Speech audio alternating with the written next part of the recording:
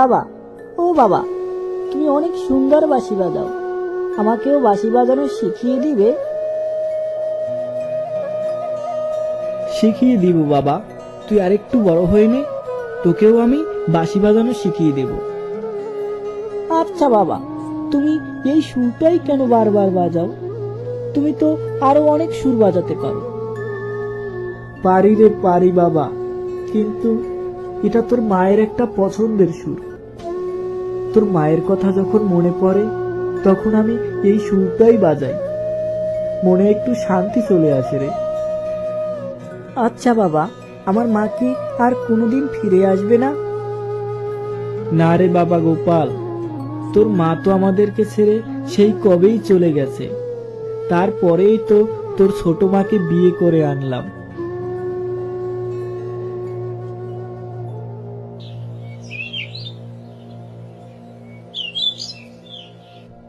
কই গো গিন্নি, আমি বাণিজ্যে গেলাম, আমার আসতে 3 থেকে 4 দিন সময় লাগবে, তুমি গোপালকে দেখে রেখো। সে নিয়ে তোমাকে ভাবতে হবে না, তুমি নিশ্চিন্তে যেতে পারো, আমি গোপালকে দেখে রাখবো। তারপরে হরিশ বাণিজ্যের জন্য বেরিয়ে পড়ে।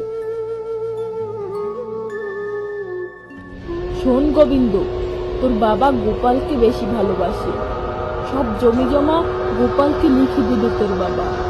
ওই গোপালকে যদি আমাদের রাস্তা থেকে সরাতে পারিস তাহলে সব জমি জমা তোর। কিন্তু মা, আমি গোপাল দাদাকে কিভাবে সরাবো? শোন, আমি তোকে যেভাবে যেভাবে বলি তুই শুধু সেইভাবে করবি।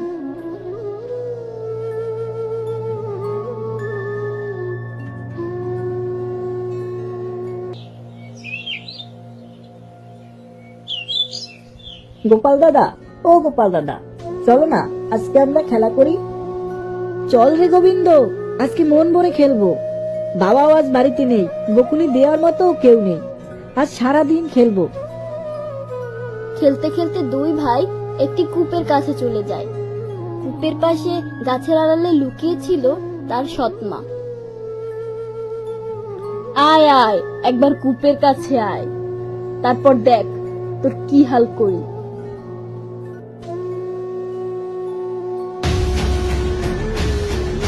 আহ! আর কেউ তোকে বাঁচাতে পারবে না, কূপের ভিতরেই পচে গলে মর। চল রে গোবিন্দ, আজ থেকে সব সম্পত্তি তোর, কেউ আর তোর সম্পত্তিতে ভাগ বসাতে আসবে না।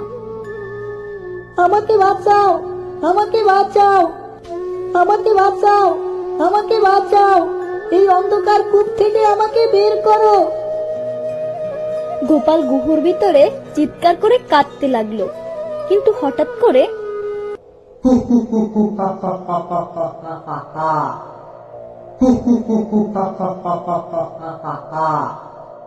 কে তুমি? আমাকে মেরো না, আমাকে মেরো না, আমি তোমার কোনো ক্ষতি করিনি। আমি তোমার গোলাম, আমি তোমার পায়ের কাছে হাড়ির নিচে বন্দী ছিলাম।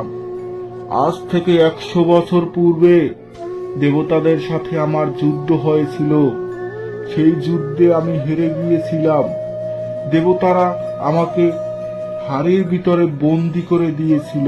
হু হু হু হু হা হা হা হা হা।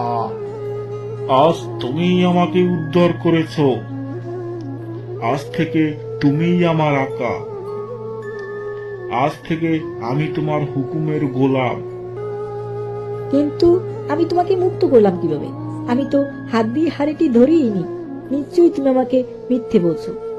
দয়া করে, দয়া করে আমাকে মেরো না, আমাকে মেরো না। তুমি হাত দিয়ে হাড়িটি ধরনি ঠিকই, কিন্তু তোমার চোখের পানি আমাকে হাড়ি থেকে মুক্ত করে দিয়েছে। হু হু হু হু হু হু হু হু হু হু হা হা হা হা হা।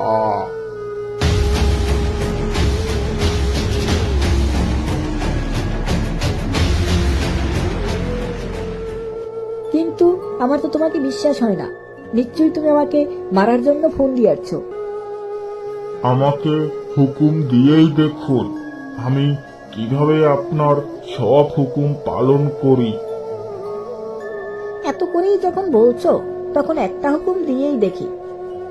আচ্ছা, আমার জন্য সন্দেশ নিয়ে এসো তো, আমার খুব সন্দেশ খেতে ইচ্ছে করছে। ইরিং বিরিং ছট, আকার জন্য সন্দেশ এসে যা ঝটপট।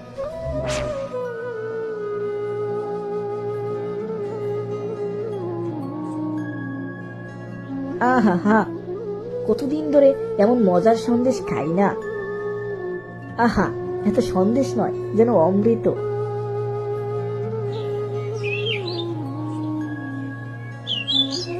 তারপরে তারা গুহা থেকে বেরিয়ে আসে। আচ্ছা আকা, আপনি এখন কি করতে চান? আপনি কি আবার বাড়িতে ফিরে যেতে চান? তাহলে আপনাকে বাড়ি দিয়ে আসি।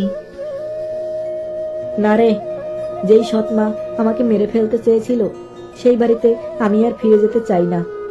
আমাকে এই গহীন জঙ্গলে একটি কুটির ঘর বানিয়ে দে, আমি এইখানেই সারা জীবন থেকে যাব।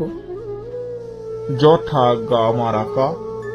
এই নিন আকা আংটি, এই আংটিতে আপনি যখনই ঘষা দিবেন তখনই আমি হাজির হব।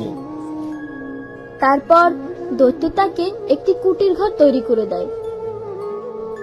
দেখতে দেখতে অনেক দিন কেটে যায়। হঠাৎ একদিন গোপাল বাঁশির সুর শুনতে পায়। বাবা, বাবা, আমার বাবা এসে গেছে। কোথায় আপনার বাবা আকা? কিসের কথা বলছেন? ওই যে, ওই যে, শুনতে পাচ্ছ না? আমার বাবার বাঁশির সুর। আমার বাবা সব সময় আমাকে এই বাঁশির সুরটা বাজিয়ে শোনাতো। খুব মিস করি আজ বাবাকে। আমার বাবা হয়তো এই আশেপাশেই এসে গেছে। আমাকে আমাকে ওইখানে নিয়ে চলো না, আমাকে ওইখানে নিয়ে চলো। যথাজ্ঞা আমার আকা, আমি এক্ষুনি আপনার বাবার কাছে নিয়ে যাচ্ছি।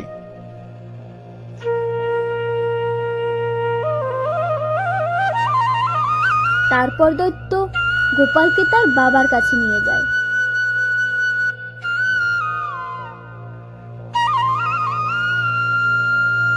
ওই যে, ওই যে দেখা যাচ্ছে আমার বাবা বাঁশি বাজায়। আমাকে ওইখানেই নামিয়ে দাও। যথাজ্ঞা মালিক। ও রে, এটা কি দৈত্য? আমাকে মেরো না, আমি কিছু করিনি। বাবা, এই যে বাবা, আমি তোমার ছেলে, আমাকে চিনতে পারছো? আমি তোমার আদরের ছেলে গোপাল। কোথায় ছিলি রে বাবা তুই এতদিন?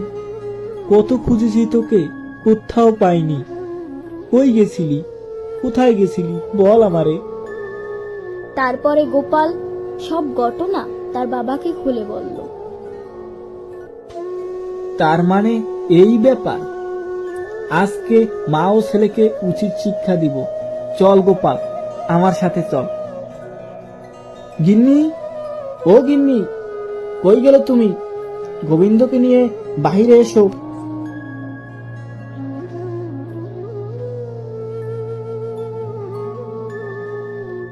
এই ভর দুপুরে আবার কি হলো? ডাকছো কেন? সত্যি করে বলো, তুমি আমার গোপালকে কি করেছো? সে তো তোমাকে অনেক আগেই বলেছি। গোপাল জঙ্গলে হারিয়ে গেছে। তারপরে অনেক খুঁজেছি, আর পাইনি। হয়তো বাঘে খেয়ে ফেলেছে। আচ্ছা, গোপালকে যদি বাঘে খায় তাহলে এই কে? গোপাল, আয় বাবা, এদিকে আয়। এই সেরেছে, সর্বনাশ! ওকে তো মেরে ফেললাম, আবার ফিরে আসলো কিভাবে? ফিরিয়েই যখন এনেছো, বেশ, তবে তোমারও এই ঘরে কোনো জায়গা নেই।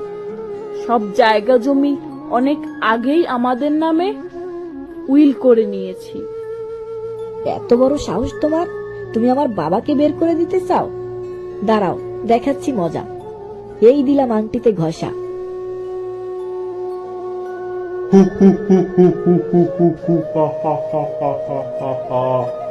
হুকুম করুন আমার মালিক। হে আমার জিন, তুমি আমার কথা অক্ষরে অক্ষরে পালন করো। তুমি এক্ষুনি এই মা আর ছেলেকে কাক বানিয়ে দাও সারা জীবনের জন্য। যথাজ্ঞা আমার আকা।